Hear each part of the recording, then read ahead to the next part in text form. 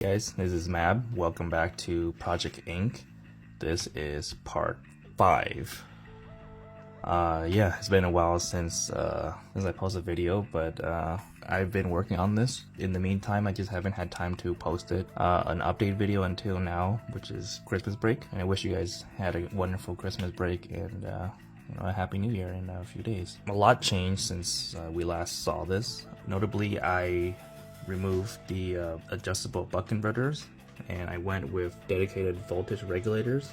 So this one is 3.3, this is 5 volts regulators, because what I found out was that the adjustable voltage regulators, basically the buck converters, were not stable and it was causing issues with the wireless communication. These need its own dedicated 3.3 volts regulated power so that it would function properly. So I was getting intermittent communication. I wasn't getting good communication back and forth. I added these right here. So basically, since the previous time, I also removed the 2 adjustable MOSFET, or the 2 MOSFET I was using earlier with these ones, because these are more stable as well, and these could output more power to the water pumps. On top of that, I have them routed with 12 volts. These MOSFETs are taking power from these 12 volts regulators, and they have heat sinks attached to them both. Let's see if I can zoom in.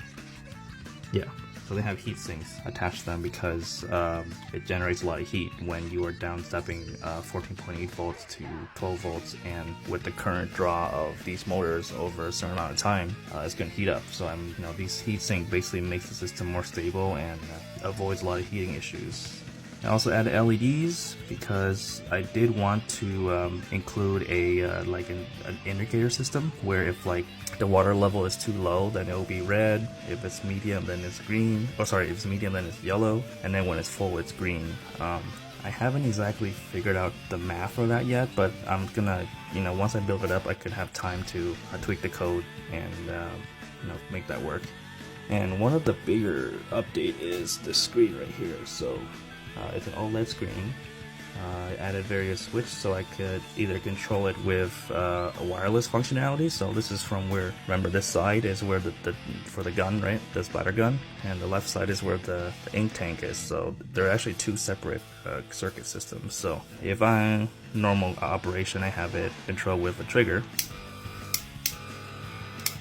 But say I don't want to use the trigger to fill the tank, then I could turn this switch right here to turn wireless status off. And then I could use these dials that will be on the ink tank to adjust the water levels or the ink levels.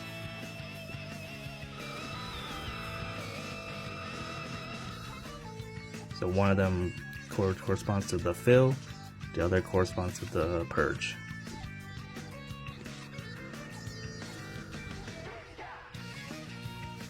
Yeah, so that's basically the update. I've done a lot of work to this, and this is basically done. Now I just gotta package it in a PCB for both of them. So I'm gonna spend the next day or 2 converting this into a janky electrical diagram, and then I'm gonna solder the PCB and then make this more compact.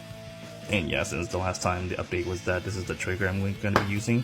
So, oh yeah, the Wi-Fi status on. Okay, I guess the last update too would be I bought a breakout board for these wireless modules. I won't have to rely on the 3.3 volts here, this regulator, so I could actually remove these from the circuit. And yeah. So here's the big review. Project Inc. is actually the cosplay for Splatoon. I already fucked that up, but yeah. It's the ink tank for the little guys, or the little inklings, and I'm also going to design the gun as well. So this is what I've been doing since the last update. I've basically been modeling the entire ink tank. So the bottom here is where the pressure transducer is going to go, and the top here is where the water pumps are going, because they're going to be there's going to be concentric tanks. There's going to be an inner tank, which is the fill tank, and then there's going to be an outer tank, which is the visual. So the goal is that when I press the button on the gun, it'll like simulate a shooting action that will drain the water from the outer tank and fill it into the inner tank. But you don't see what's on the inner tank because I'm going to have like vinyl wrap that so that it's like reflective off the outside. So it looks like it's emptying the tank, but all it is just moving water from the outside tank into the inner tank. That's the big review. I didn't want to review too much of it in the early stages because I'm a little superstitious. But now that we're at this point in development, I'm pretty confident in showing this to you guys. This is where the screen is going to go with the various buttons and stuff, and the two knobs.